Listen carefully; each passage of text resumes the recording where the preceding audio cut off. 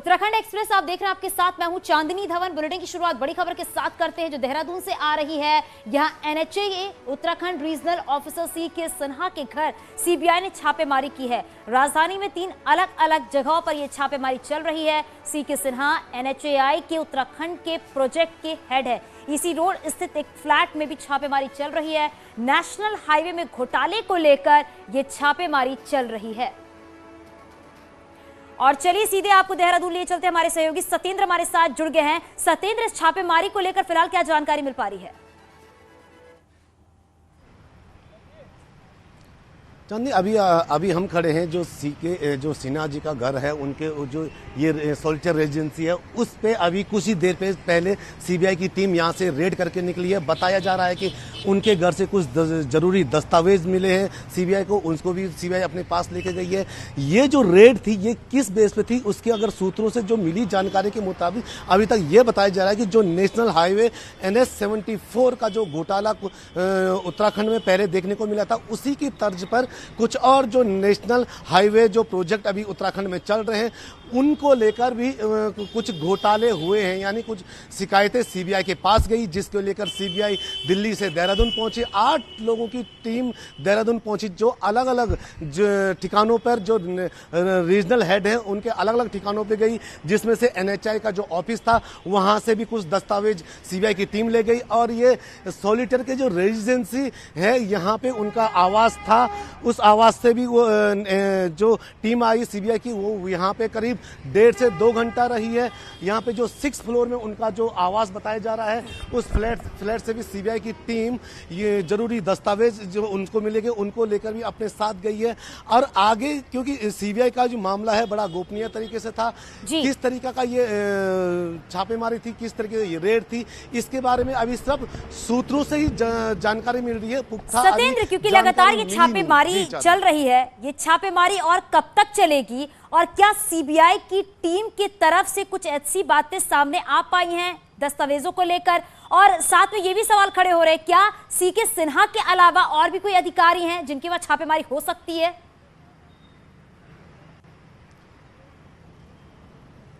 बिल्कुल बिल्कुल, अभी जो सूत्रों से छन के जो खबरें सामने आ रही हैं उसमें यह बताया जा रहा है कि जो सीके शर्मा जी के साथ जो अन्य जो लोग थे, यानी उनके साथ जो अन्य अधिकारी से, उनके ऊपर भी सीबीआई की कड़ी नजर है, उनके ऊपर भी छापेमारी हो सकती है। अभी हम देहरादून की बात करें तो देहरादून में आज 3 ठिकानों पे जो बताया जा रहा है कि 3 ठिकानों पे छापेमारी हुई, वहां पे कई दस्तावेज सीबीआई अपने साथ ले गई है। और इन दस्तावेजों में अब सीबीआई क्या कुछ छान के आती है। बिल्कुल सत्येंद्र, क्योंकि छापेमारी चल रही है, इंतजार इस बात का होगा कि आखिरकार कब बातें सामने निकल कर आएंगी कि क्या क्या अहम दस्तावेज मिले और कैसे कार्रवाई आगे की जाएगी। बहुत शुक्रिया इस पूरी जानकारी के लिए। आगे बढ़ते और बात करते हैं, उत्तराखंड में बिजली की दरों में 2.68% की बढ़ोतरी की गई है। नियामक आयोग ने बिजली दरों का नया टैरिफ प्लान जारी किया है। साल 2022 से 23 के लिए टैरिफ प्लान जारी किया गया है।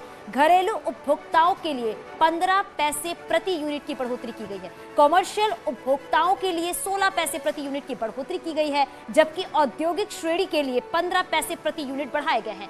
नए कनेक्शन लेने और कीमतों में इजाफा हुआ है। अब नया कनेक्शन लेने पर 60 से 80 रुपए की बढ़ोतरी की गई है। के अगेंस्ट एक्चुअल टैरिफ जो इंक्रीज हुआ है वो 2.68% हुआ है। It will be 60 rupees per kilowatt for 1 kilowatt, 70 rupees per kilowatt per month for 2 to 4 kilowatt and 80 rupees per kilowatt per month for above 4 kilowatt load.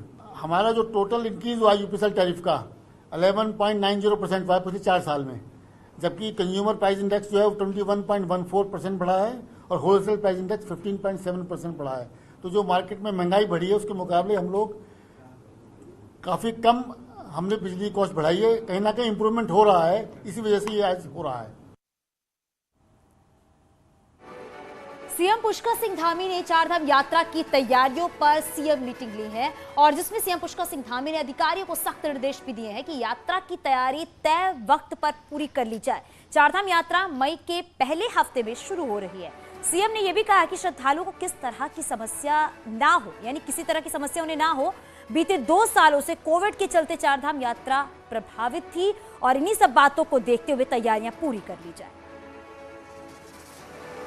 इस प्रकार से होटलों में अन्य और यात्रियों का जो अनुमान है, श्रद्धालुओं का जो अनुमान है, वो अपेक्षा से कहीं ज़्यादा आ रहा है। और उसको लेकर क्योंकि देश विदेश से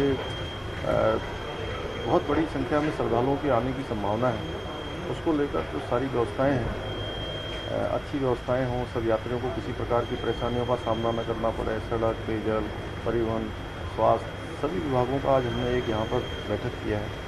उस बैठक में हम सारी व्यवस्थाएं सुनिश्चित करेंगे, जिससे कि आने वाले लोगों को कोई परेशानी न हो, उनकी यात्रा यहाँ सुगम हो, उनके दर्शन अच्छे हों, उनको किसी परेशानी का सामना न करना पड़े। सरकार ने 2 दिन का सत्र भले ही देहरादून में किया हो, लेकिन अगला विधानसभा सत्र गैरसैंण में होगा। सीएम धामी का कहना है कि सरकार बनते ही 31 मार्च से पहले 4 महीने के लिए बजट पास करना जरूरी था, लेकिन गर्मियों में अगला सत्र ग्रीष्मकालीन राजधानी गैरसैंण में होगा।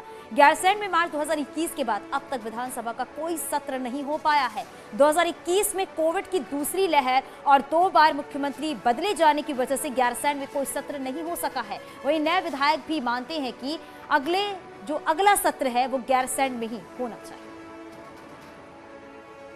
हाँ, निश्चित रूप से, क्योंकि ये अभी सत्र चुनाव के बाद हुआ था तुरंत, और बजट पारित होना जरूरी था 31 मार्च से पहले, इसलिए यहाँ पर इस प्रकार का सत्र किया गया है। आगे हम वहाँ पर करेंगे। बिल्कुल गैरसैंण में होना चाहिए, क्योंकि ये जो उत्तराखंड का निर्माण हुआ है, उत्तराखंड का निर्माण ही पर्वतीय क्षेत्रों का सर्वांगीण विकास के लिए हुआ है। तो इसलिए मेरा कहना भी है और मेरा मानना भी है कि सत्र जो है गैरसैंण में विधानसभा बनी है और विधानसभा के अंदर जो है सत्र चलना चाहिए।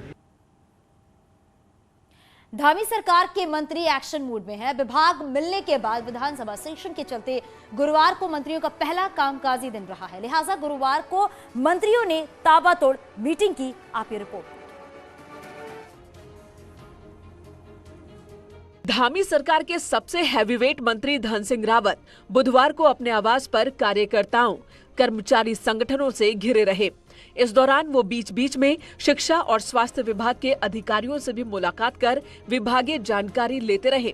धन सिंह रावत ने विभागों को 100 दिन का रोड मैप बनाकर लाने को कहा, तो बाल विकास के साथ ही फूड एंड सप्लाई डिपार्टमेंट देख रही मंत्री रेखा आर्य ने भी महालक्ष्मी योजना की समीक्षा की। उन्होंने ऐलान किया कि योजना के तहत अब सिर्फ बालिका शिशु के जन्म पर ही नहीं, बल्कि लड़के के जन्म पर भी सरकार महालक्ष्मी किट देगी। अभी हम लोग मुख्यमंत्री जी के साथ बैठने वाले हैं, फिर अपने अधिकारियों के साथ बैठने वाले हैं, और हम एक 100 दिन का रोड मैप तैयार कर रहे हैं। कल शिक्षा विभाग के साथ मैंने एक बैठक रख रहा हूँ, और अच्छा से अच्छा क्या हो सकता है राज्य के लिए। हम शिक्षकों से भी बात करेंगे, विद्यार्थियों से भी बात करेंगे, अभिभावकों से भी बात करेंगे। महिला और बाल विकास में हम लोग जिस प्रकार से 5 साल में हमने लैंगिक समानता को लेकर काम किया, और अधिक से अधिक जो है यहाँ पर जब बालिकाएं पैदा हों तो उनको प्रोत्साहित करने के लिए, उनके अभिभावक को प्रोत्साहित करने के लिए हमने योजनाएं संचालित की। उसी परिप्रेक्ष्य में हमारी एक योजना थी मुख्यमंत्री महालक्ष्मी किट योजना। हम उसको अब विस्तार देने वाले हैं, और मुख्यमंत्री महालक्ष्मी किट में हम लोग अब बालिका के साथ में बालक को भी पैदा होने पर वो व्यवस्था माँ को मिल जाए, उस और हम लोग आगे बढ़ने के लिए मैंने निर्देश दे दिए हैं।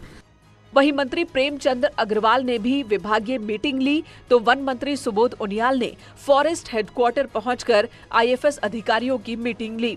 मंत्री ने अधिकारियों को स्पष्ट कहा कि विभाग को ट्रांसफर उद्योग न बनाए, साथ ही ये भी कहा कि रिजल्ट के आधार पर काम सौंपा जाए।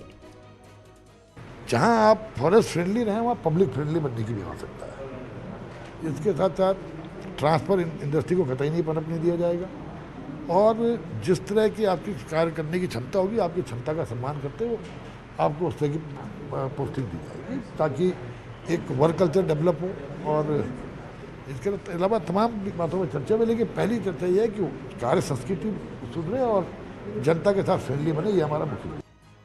खुद सीएम पुष्कर धामी ने भी पर्यटन मंत्री सतपाल महाराज के साथ सचिवालय पहुंचकर 4 धाम यात्रा की समीक्षा मीटिंग ली।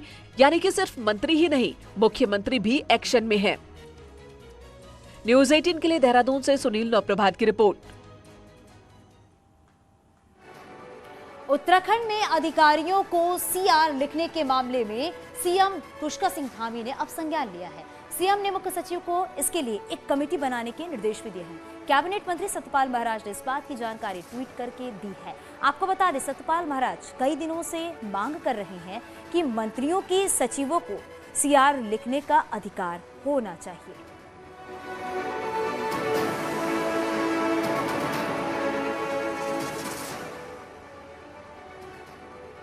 उत्तराखंड में 5वें राज्य वित्त मंत्री आयोग ने साल 2021 से 2026 के लिए सरकार को रिपोर्ट सौंप दी है। इसमें 43 बिंदुओं पर सिफारिश भी की गई थी, जिनमें से अधिकांश को सरकार ने स्वीकार कर लिया है और इन सिफारिशों में खर्च कम करने के लिए एक समान कार्य वाले विभागों का विलय भी किया जाना शामिल है। इसके साथ ही आने वाले समय में 3 सालों से अधिक समय से विभागों में रिक्त पड़े पदों को समाप्त करने की सलाह भी दी गई है। हालांकि आवश्यक सेवाओं से जुड़े विभाग और भर्ती में देरी के कारण जो पद रिक्त पड़े हैं, उनको इसमें राहत दी जाएगी।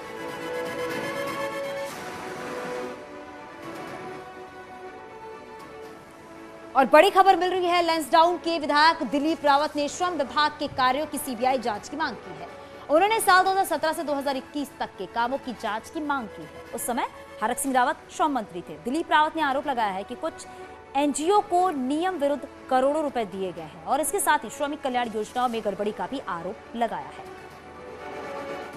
रूप से मुझे उम्मीद है कि अब की बार जिम्मेदारी मुझे भी मिलेगी, ये मैं स्वीकार करता हूँ, क्योंकि 3 बार का विधायक हो गया हूँ। जनता की भी अपेक्षाएं होती हैं, तो मैं समझता हूँ कि शायद हाईकमान हमारे बारे में विचार करेगा। कहीं ना कहीं निराशा होती है, क्योंकि लगातार जीत कर आए, काम करें अपने क्षेत्र के लिए और उसके बाद जिम्मेदारी अगर ना मिले। निश्चित रूप से ये जरूर है कि जनता की अपेक्षाएं रहती हैं कि हमारा विधायक मंत्री बने तो आदमी और जिम्मेदारी के साथ अच्छा क्षेत्र का विकास कर सकता है। लेकिन हमारी पार्टी में जिम्मेदारियां दी जाती हैं, बाकी समभाव से जो है काम करने का एक हम लोगों को मार्गदर्शन मिलता रहता है। तो मैं समझता हूँ कि किसी को भी मिले, लेकिन हम लोग सब लोग सहयोग करेंगे और क्षेत्र के विकास का काम करेंगे। पीएम मोदी कल परीक्षा पर चर्चा करेंगे। उत्तराखंड में कार्यक्रम को मेगा इवेंट बनाने की तैयारी है। राज्य के 5000 स्कूल कॉलेजों में यह कार्यक्रम सुना जाएगा। उत्तराखंड में सीएम शिक्षा की शुरुआत करेंगे। मंत्री धन सिंह रावत का यह बयान है कि शिक्षा स्वास्थ्य में 100 दिन का रोड मैप बनाया है। 100 दिन में परिवर्तन जो है वो नजर आएगा।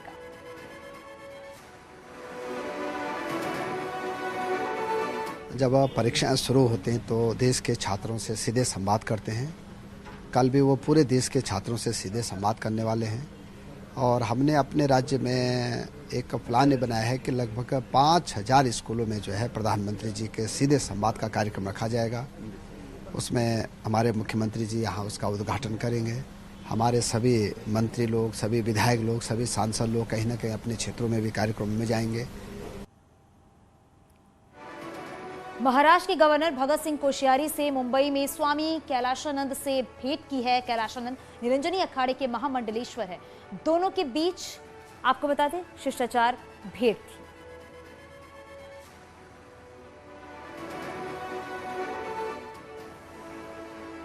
अल्मोड़ा में एक सड़क हादसे में 3 लोगों की मौत हो गई है, जबकि 4 लोग घायल हो गए हैं। हादसा सियालदे के पास हुआ है, जहां गाजियाबाद से अपने गांव आ रहे परिवार की गाड़ी खाई में गिर गई।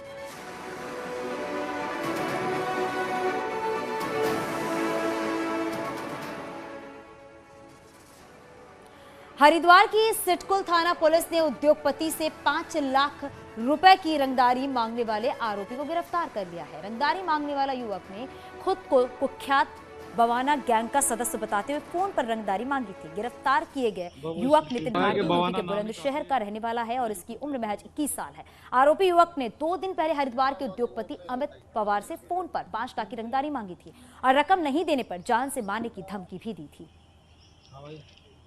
श्री जो है हमारे रविंद्र कुमार, उनको जो है धमकी दी थी कि 5 लाख रुपए मैं बवाना गैंग का लीडर बोल रहा हूँ और मुझे जो है 5 लाख की धमकी मांगी, 5 लाख रंगदारी मांगी गई थी और नहीं देने पर जो है अंजाम भुगतने की धमकी दी गई। तो इस पर जो है थाने पर सूचना मिली, थाने पर सूचना व्यू दर्ज किया गया। दर्ज के बाद थाने में टीम बनाई गई और टीम के द्वारा इसका नंबर ट्रेस करने के बाद ये जो है लड़का का ये पकड़ा, नितिन भाटी, ये बुलंदशहर रहने वाला, ये पकड़ा गया। नैनीझील में बिना लाइफ जैकेट के चल रही बोटिंग पर कमिश्नर कुमाऊं दीपक रावत ने ईओ नैनीताल को जमकर फटकार लगाई है। कमिश्नर ने निर्देश दिए हैं कि अगर कोई नियमों का उल्लंघन कर रहा है तो उसका लाइसेंस तत्काल निरस्त कर दिया जाए। पिछले कई दिनों से झील में नाव चालक बिना लाइफ जैकेट के ही बोटिंग कर रहे थे। अचानक पहुंचे कमिश्नर ने नियमों का उल्लंघन होते हुए देखा तो नगर पालिका की ईओ की कमिश्नर ने जमकर क्लास लगाई। सबसे बड़ा अट्रैक्शन लेक ही है नैनीताल का, तो उससे किसी तरह का कोई एक्सीडेंट हो ऐसा कोई भी नहीं चाहेगा। और ये एक नॉर्मल प्रोटोकॉल है कि जब भी हम बोट में जाते हैं तो हमें लाइफ जैकेट्स पहननी ही चाहिए, केवल नैनीताल में नहीं अन्य तालों में भी। तो इसमें पूर्व में मेरे द्वारा कहा गया था कि इसमें थोड़ा इन्फोर्समेंट हो, लेकिन आज भी कुछ लोग बिना लाइफ जैकेट के चल रहे हैं। इसमें थोड़ा सख्ती की आवश्यकता है। एक आध लोगों को इस फैक्ट शो कॉज नोटिस जाने चाहिए। ऋषिकेश के स्वर्गाश्रम में इन दिनों गुलदार का खौफ बना हुआ है। पिछले कई दिनों से स्वर्ग आश्रम क्षेत्र के टैक्सी स्टैंड के पास गुलदार को देखा जा रहा है, जिससे स्थानीय लोगों में खौफ का माहौल है। वहीं गुलदार का एक वीडियो भी सामने आया है जिसमें वो सड़क पार करता नजर आ रहा है।